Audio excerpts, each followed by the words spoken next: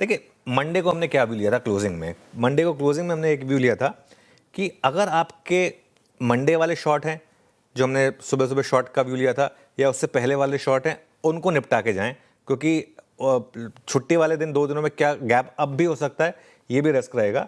लेकिन अगर आप 24,800 से शॉर्ट हैं तो अपने शॉर्ट में बने रहें। ये मतलब जो बात है वो है, मतलब जो फैक्ट है वो फैक्ट है। कि मैं ये नहीं कह सकता कि नहीं हमने तो फ्राइडे को सारे शॉर्ट कट करने का व्यू ले लिया था, बिल्कुल नहीं। व्यू यही था कि एकदम जो उस दिन के शॉर्ट थे उनको निपटाएं, लेकिन जो अगर आप 24,800 से शॉर्ट हैं तो बने रहें, फिर आप अगले दिन देखेंगे क्या होगा। अगर आप वो वाले शॉर्ट कैरी कर रहे हैं तो मेरे ख्याल से आज एक मौका रहेगा आपके पास उनको कवर करने का, क्योंकि अगर 300 पॉइंट भी ऊपर खुलते हैं तो भी अगर आप 24,800 शॉर्ट हैं तो आपके पास अच्छा मौका, और अगर गैप अप फेल हो गया जिसका कि रिस्क रहेगा तो भी एक और अच्छा मौका आपको मिल जाएगा।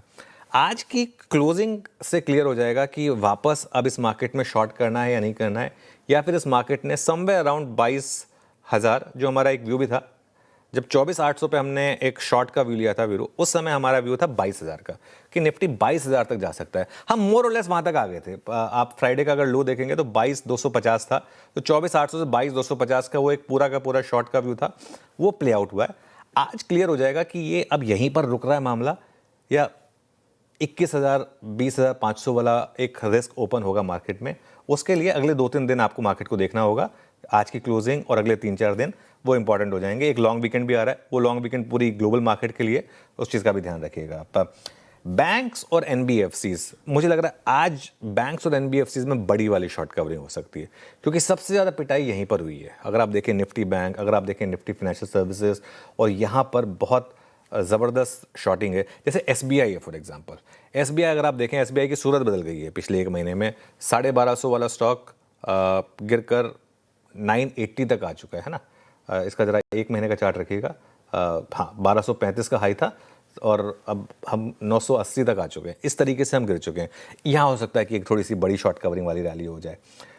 अगर ये रैली फेल भी हुई ना, तो भी मुझे लग रहा है कि एक बार के लिए तो आपको ट्रेडेबल रैली देगी। एक बार के लिए तो आपको ये रैली जो है ना, ये बड़ी हो, ये पॉसिबिलिटी रहेगी। ओवरसोल्ड लेवल से एक बार के लिए तो आप निफ्टी पर 23,100 से 23,500 तक यहाँ तक जाने की पॉसिबिलिटी है, और बैंक निफ्टी में एक बार के लिए 52,200 से 52,500 तक जाने की पॉसिबिलिटी है। ये कुछ नहीं है, बस एक आपके सिर्फ मोर और less around 10 day exponential moving average के आसपास के करीब के लेवल्स हैं, जहां पर मुझे लग रहा है कि ये रैली दोबारा फेल होने का रिस्क रहेगा आगे जाते हुए। लेकिन एक ट्रेडेबल रैली भले ही काउंटर ट्रेंड हो, उसकी पॉसिबिलिटी रहेगी। फेल हो गई तो हो गई, उसमें क्या करें फिर। ध्यान रहे ब्रेंट अभी भी 100 के ऊपर है, तो इसके लिए एक बहुत बड़ी रैली होनी थोड़ी मुश्किल है जब तक ब्रेंट 100 के ऊपर है। ब्रेंट अगर 190 के नीचे आए तो बड़ा पॉजिटिव होगा। कमर्शियल एलपीजी और एटीएफ प्राइसेस में ज़बरदस्त बढ़ोतरी हुई है, ज़बरदस्त। और एक चीज़ ध्यान रहे, प्राइसेस बढ़ जाते हैं, गिरने वापस कम होते हैं, मुश्किल होते हैं। कंपनी हमेशा होल्ड बैक करती हैं, जब अगर ब्रेंट नीचे आता है कि नहीं कहीं वापस ऊपर आ गया तो दोबारा बढ़ाना मुश्किल होगा। तो इसके लिए प्राइस तो बढ़ा दिया आपने, अब अगर ब्रेंट नीचे भी आया तो उसका गिराना थोड़ा सा मुश्किल हो जाता है। और एक चीज़, स्टेट इलेक्शंस चल रहे हैं, वरना पेट्रोल डीजल प्राइस भी बढ़ने वाले थे। अब स्टेट इलेक्शंस खत्म हो, उसके बाद शायद पेट्रोल और डीजल के प्राइस भी बढ़ें। रुपया अभी भी बहुत कमज़ोर है और 95 भी क्रॉस कर चुका है, और एक रिस्क रहेगा कि 100-105 तक के करीब जाने का, क्योंकि आरबीआई का इतना बड़ा बजूका भी काम नहीं कर पाया।